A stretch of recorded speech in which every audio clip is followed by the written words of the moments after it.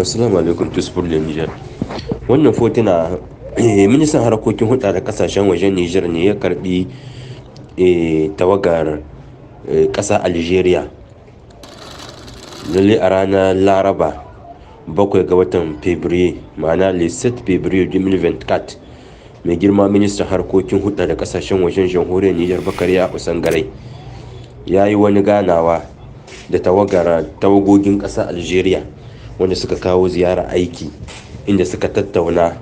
dangane da abubuwan da ya shahi dangantaka da kuma karfafa diplomasiya da kuma haɗin kai tsakanin ƙasashen guda biyu. Tawagar dai ta Algeria kamar da kuke gani mai idanunku cikin image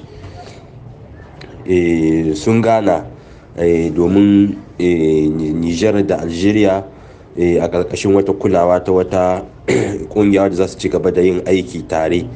aiki na gina wata katafariyar asibiti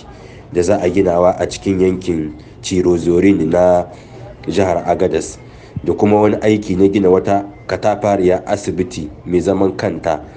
wadda za a ginawa a cikin birnin Agadez, da kuma wani aikin gina wata cibiya ta gudanar da harkokin musulunci ita ma a Agadez, wadda za a ci gaba da ayyukan tare da ƙasar Algeria da kuma jamhuriyar Nijar.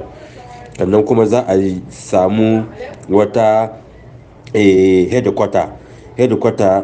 ta ƙara ƙarfafa zumunci tsakanin Algeria da Nijar, wanda za a gina headquarter a yankin Zandar. Kamar headquarter da za a gina, kamar da ce muku, headquarter ce ta samar da wutar lantarki mai ƙarhin megawatt, mai wadda tana da ƙarhi kusan G megawatt, wadda za a yi a cikin yankin Arlit. Wannan dai haɗin gwiwa tare da wannan muhimmiyar tawaga mai albarka ta ƙasar Algeria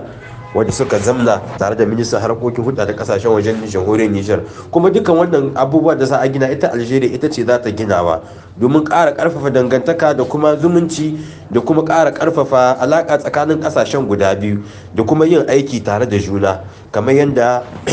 tawagar ta zo ne da sunan shugaban ƙasar na Algeria, da kuma zummar nan ba da daɗewa ba za a gina wa'annan muhimman abubuwa, kamar yadda ministan harkokin hulɗa da ƙasashen wajen jamhuriyar Nijar Bakariya Usangarai, kamar yadda shi ma mai magana da yawun jagoran tawagar ta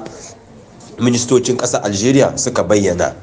Katafaren ayyuka ne da dama kamar da kuka gani ko kamar da muka ambata muku a cikin wannan sauti. Assalamu alaikum wa rahmatullahi wa barakatuh.